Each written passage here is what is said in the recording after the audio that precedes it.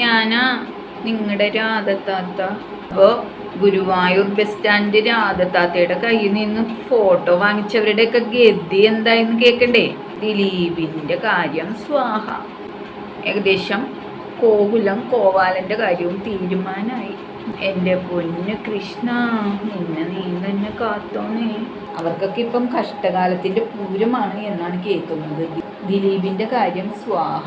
CBI അന്വേഷിക്കണമെന്ന് പറഞ്ഞിട്ടുള്ള ഹർജി കോടതി ഇതിങ്ങനെ എടുത്ത് ചുരുട്ടിക്കൂട്ടിയിട്ട് കുറ്റത്തള്ളു വെച്ചു കൊടുത്തു. പിന്നെ നമ്മുടെ കോവാലേട്ടൻ്റെ കാര്യം, പുള്ളിക്ക് ഇപ്പം എന്തൊക്കെയോ എല്ലൊക്കെ ആയിട്ട് ബന്ധമുണ്ടെന്ന് പറയുന്നു. അങ്ങനെയൊക്കെ ന്യൂസ് വരുന്നുണ്ട് കേട്ടാ.